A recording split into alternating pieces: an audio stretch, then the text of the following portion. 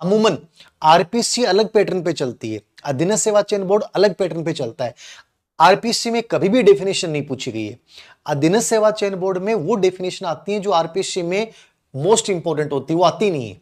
ये भी आपकी अधीनस्थ सेवा चयन बोर्ड द्वारा पूछा गया है। हिलगार्ड और एटकिंसन के अनुसार सीखने को पूर्व अनुभव के परिणाम स्वरूप किसी भी स्थायी परिवर्तन के रूप में परिभाषित किया जाता है।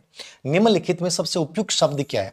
अब देखो, प्रश्न पूछने का तरीका है, थोड़ा सा हमें ये चीज बहुत बार मैं बोलता भी हूं और आपको समझना भी चाहिए। पाठ्यक्रम का एनालिसिस सबसे पहली कड़ी होती है जिंदगी में किसी भी एग्जाम को क्रैक करने के लिए और तोड़ने के लिए। आपको यदि ये पता चल रहा है कि ये परिभाषा में से ऐसा प्रश्न आ रहा है, इस सिद्धांत में से ऐसा प्रश्न आ रहा है, ये चीजें आपको पता चलनी चाहिए। अब ये चीजें तब पता चलती हैं जब आप थोड़े से पीवाईक्यू देखते हैं। अब जैसे इस प्रश्न को हमने देखा है तो इससे क्या समझ में आ रहा है? हिलगार्ड एटकिंसन की डेफिनेशन, अमूमन आरपीसी अलग पैटर्न पे चलती है, अधीनस्थ सेवा चयन बोर्ड अलग पैटर्न पे चलता है। आरपीसी में कभी भी डेफिनेशन नहीं पूछी गई है।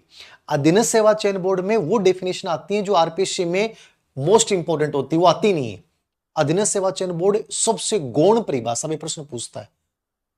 समझ गई मेरी बात जो मैं कहना चाह रहा हूं? मतलब डेफिनेशन के जो प्रश्न आएंगे वो आए हुए प्रश्न अधीनस्थ सेवा चयन बोर्ड में आते ही नहीं है, पता नहीं कहां से नई परिभाषा लाते हैं। ये गौण परिभाषा में लिखी हुई किताब में मेरी लास्ट परिभाषा शायद कोई, वहां से प्रश्न पूछा है। तो हिलगार्ड एटकिंसन ने किसके बारे में कहा है, डेफिनेशन किसके बारे में दी, अपन टॉपिक पढ़ रहे तो समझ में आ जाएगा। ये बिहेवियर के बारे में कहा है कि जो स्थायी परिवर्तन होता है वो किस में होता है? व्यवहार में होता है। और व्यवहार में जो स्थायी परिवर्तन होता है वो क्या होता है? अधिगम। अधिगम कभी भी बीमारी, थकान, मूल प्रवृत्ति और परिपक्वता की वजह से नहीं होगा, मतलब फिजिकल कारणों की वजह से कभी भी व्यवहार में स्थायी परिवर्तन नहीं होता। ये चीज याद रखनी है आपको। तो इस ये परिभाषा अधिगम से है और ये जो यहां शब्द यूज किया गया है, जो हटाया गया है, वो क्या है? बिहेवियर है। सेकंड साइकोलॉजी बुक का ही मैंने कवर पेज लगा रखा था, कल मार्केट में आ जाएगी तो आप दुकानों पे परसों संपर्क कर लेना। कल वैसे जयपुर वगैरह में उपलब्ध हो जाएगी, परसों अलग अलग शहरों में उपलब्ध हो जाएगी।